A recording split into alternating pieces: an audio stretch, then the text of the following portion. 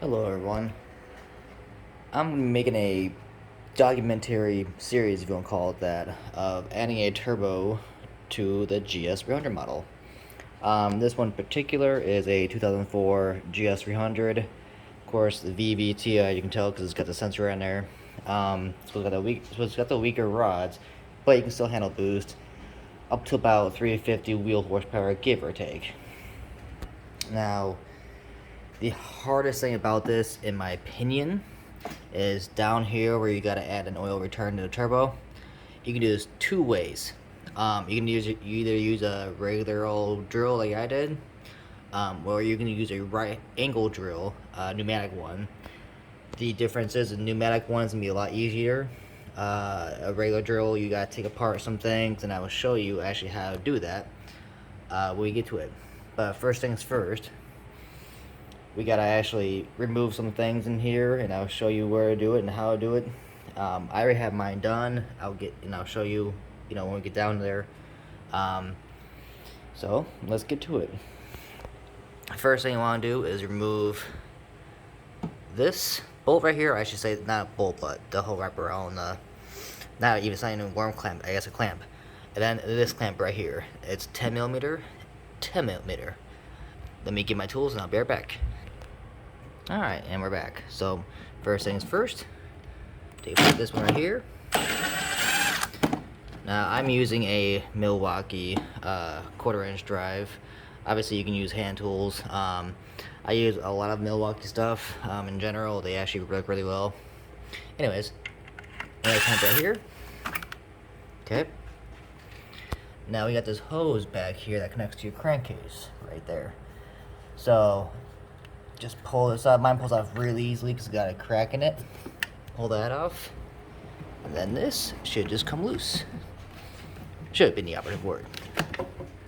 Let's go. Come on. Go bam. Well, bam. There we go. That's removed.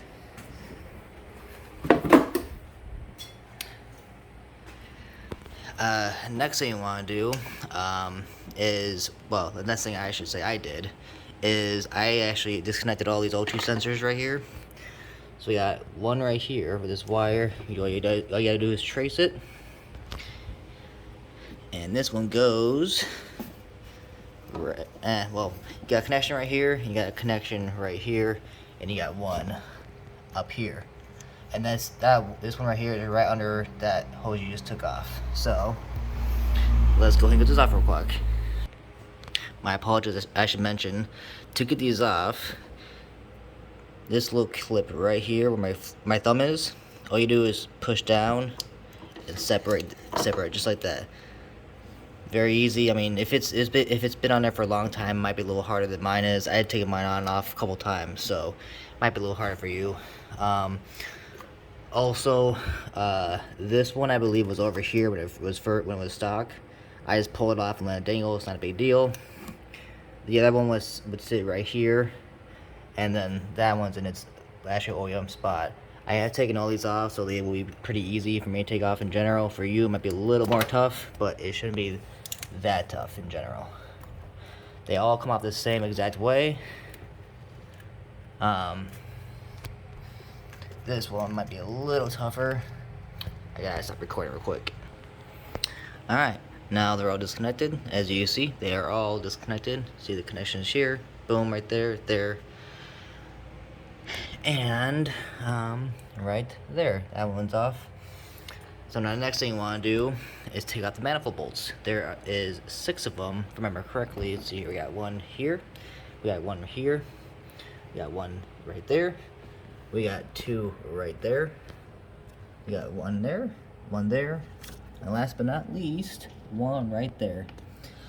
These are all 14 millimeter. I'll show you real quick. I use this Milwaukee drill, or I should say impact wrench, if we'll call it that. It has worked fairly well in the past, so I use it. Let's see how well it works right now. Look at that. Got one bolt right there. Nut. Right there.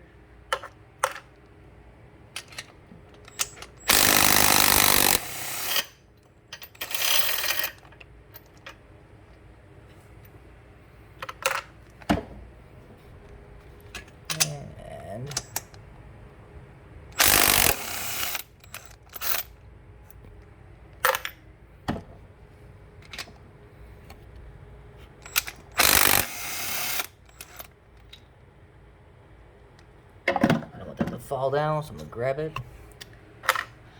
Obviously, you want to make sure your car is not hot, or you want to wait until it is cooled down before doing this. You do not want to burn your hand on this. It is going to be very hot if you just drove. I just came home about an hour and a half ago, so I let it cool down for, you know, an hour and a half. You do not want to burn yourself, trust me on that one, especially doing this. And the last one, what I do is I'll come over here on the passenger side, since it's a little easier to reach, and I apologize about the camera and funkiness of it. It's a little hidden back there. If I can get my camera back there. Yeah, there we go. Bam. I apologize about the wonky camera angles. Oh. Boom, right there. There we go. They're all off. Now, obviously, you would follow the manifold down this way to see where it connects, and I'll show you actually with my camera where it does. This is the passenger side. Now, see, it connects right here. However, I already have my bolts out. There is one on the bottom of the pipe in the middle, and there is two more.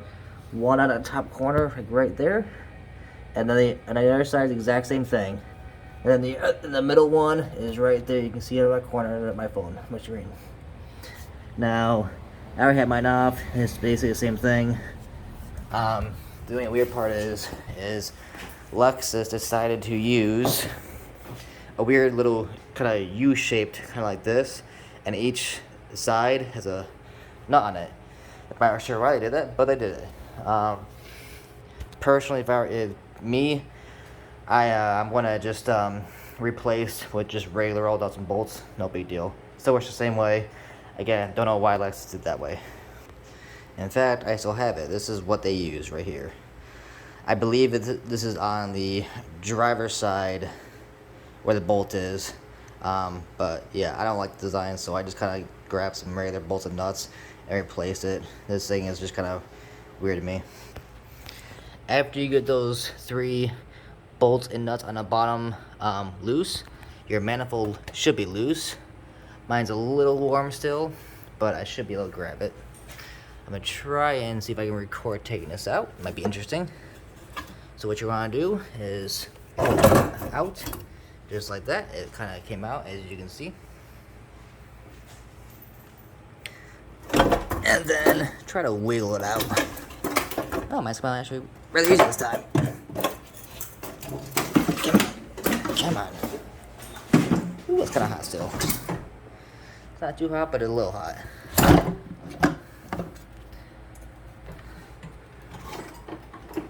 Okay. Come on, baby. Come out.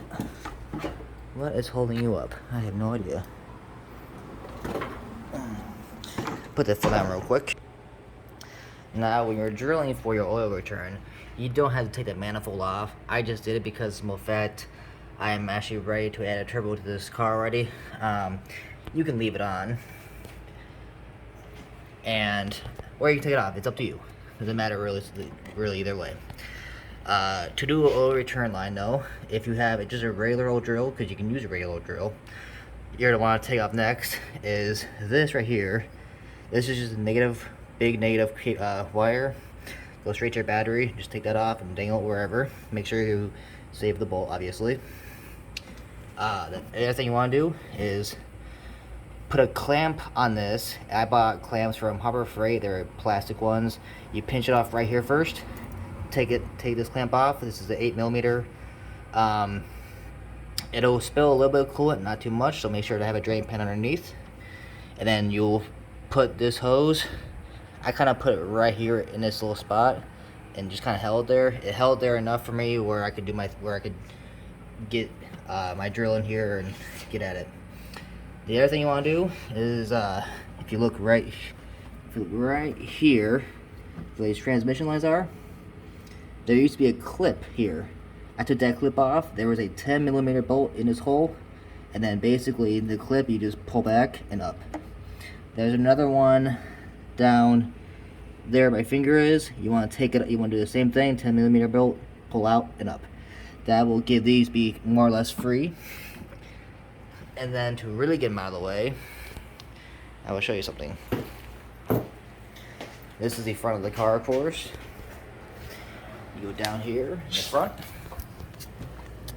and you go to the transmission lines. See if I can find my phone.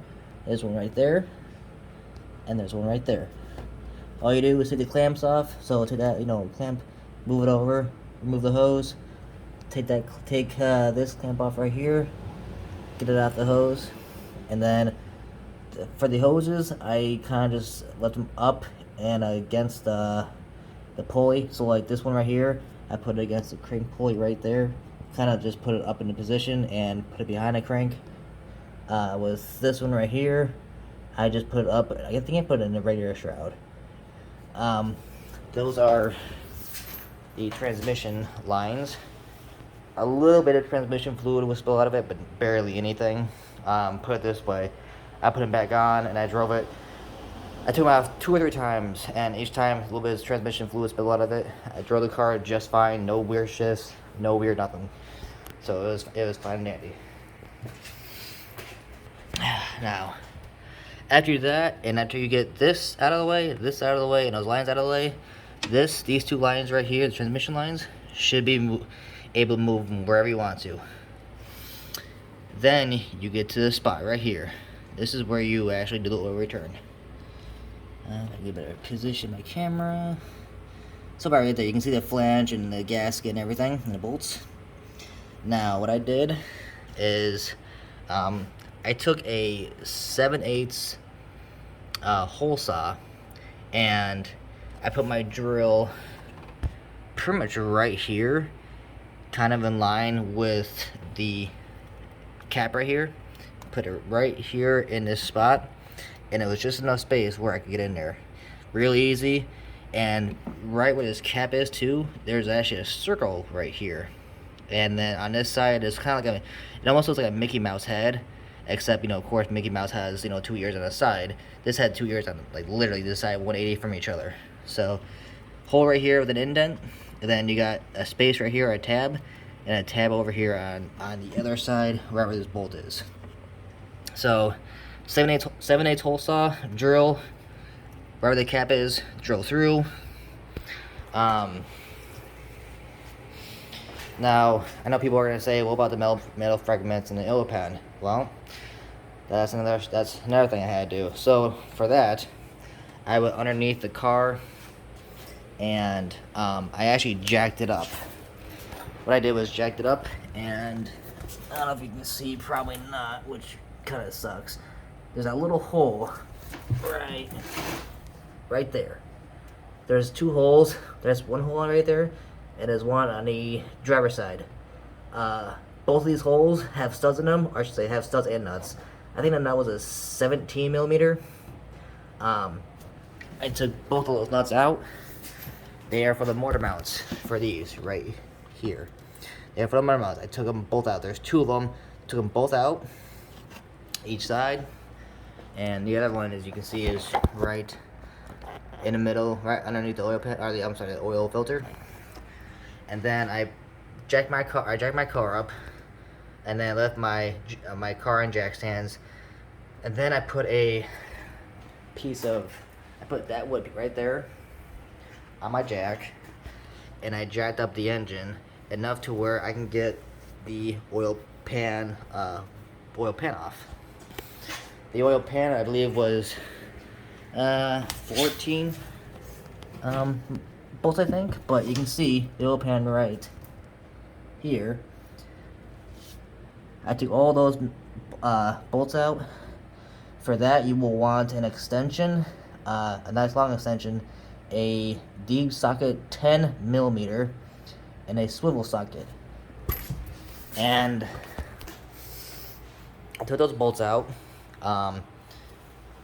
The hard ones were on the back side where the oil pan is, so basically on the back side from here on. So what I did is I took my extension and I actually put some tape around my my flex socket. So I had, here I'll give you a better idea. So I had my drill. I had my drill, my deep 10. I had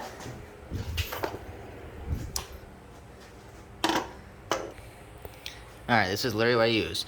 Drill, long extension, swivel socket, I'm sorry, and then deep 10.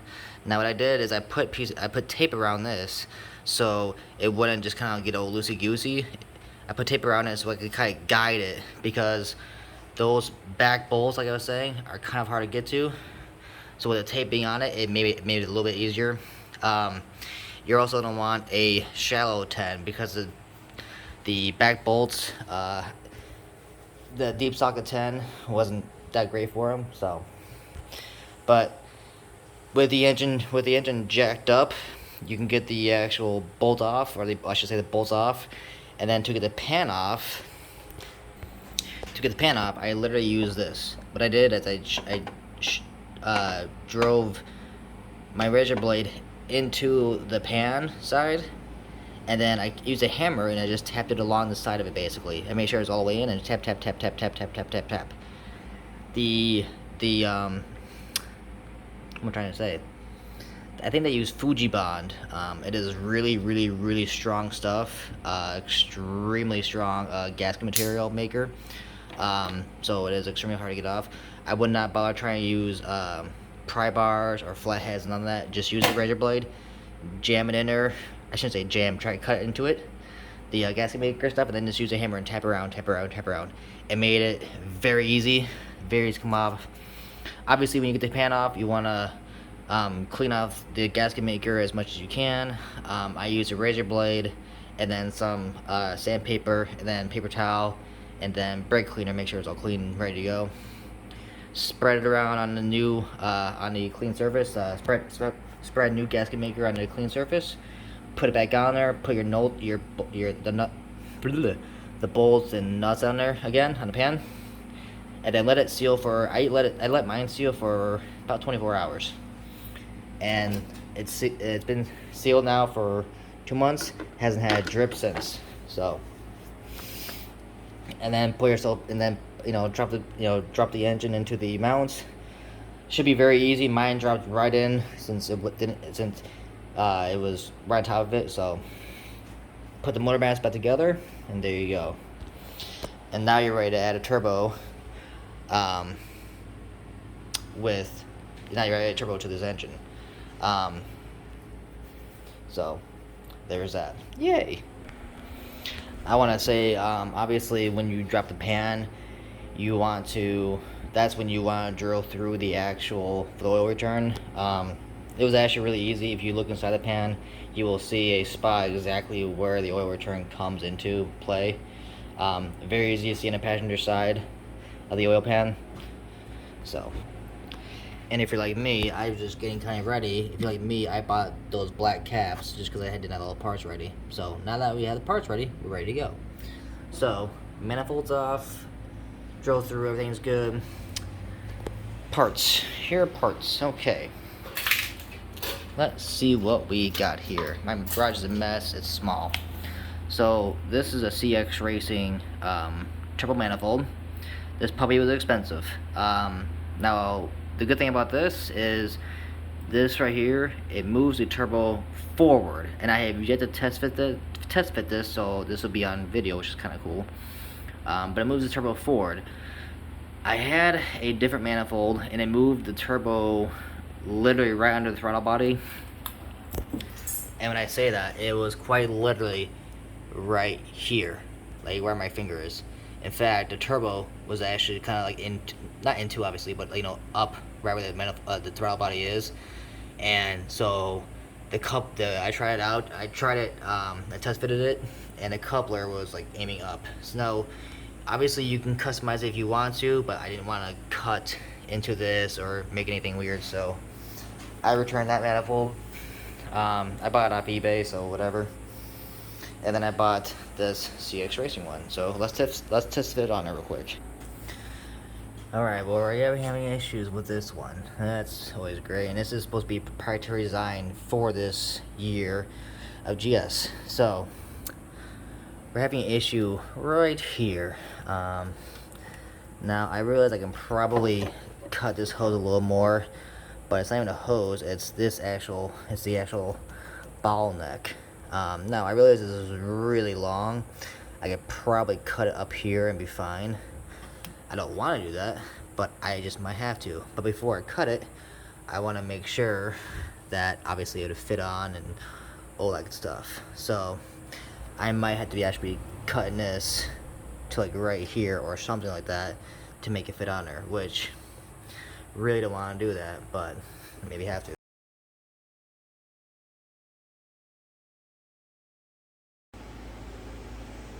Alright, as you can see, I've gotten a lot more done in this car. I've got the turbo on, all the piping, and all that stuff. The last thing we were at was down here with the radiator, the outlet right here. I showed you guys what to do, and it works out pretty well. My return line for my turbo kind of rubs against it, but that shouldn't hurt it by any means, since it's just radiator, it's just going through there. You can see that red thing right here, that's where it connects to my oil return. It fits pretty nicely. The oil return on a turbo, right? Let me zoom out real quick. Get a better picture for you guys if I can. Oh, can't zoom out. Awesomeness. Well, there you go. Kind of see it right here. So this is a 45-degree fitting. I ordered it off of Amazon, I believe. I did have a 90 on there, but the 90 was kind of crappy because it would shoot out this way and all that. So, but yeah, I think it works out pretty well. So like it curves down this way, goes right next to the alternator, and connects right, as you can see, like I said, right there where that red spot is. Color, I guess you can call it, whatever. What else did I do? Wired up my wiring for the my boost gauge and all that stuff. It looks ghetto as hell right now because I just haven't really cared enough to make it look pretty.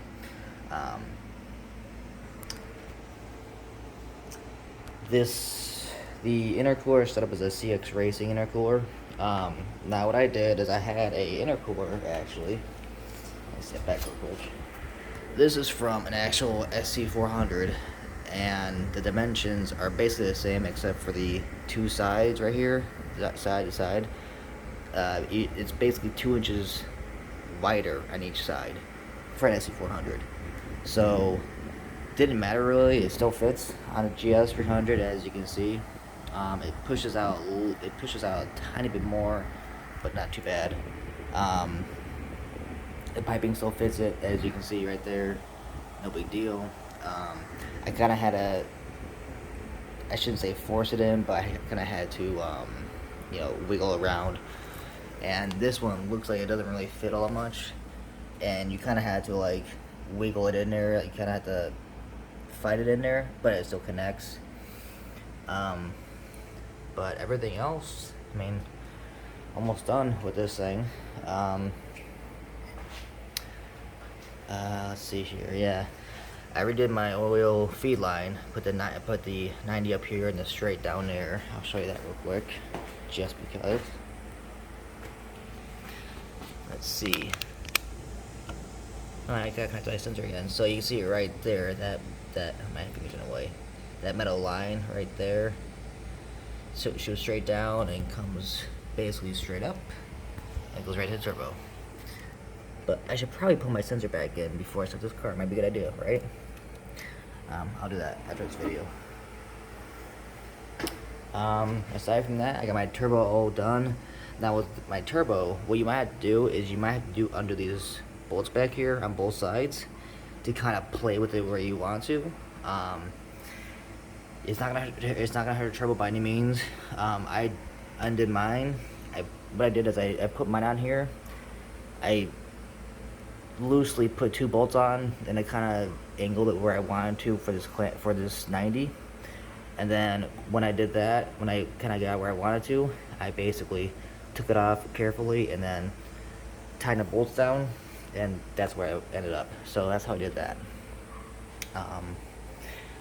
like I said, this whole thing is kind of a cluster with the wiring and the vacuum lines and all that stuff.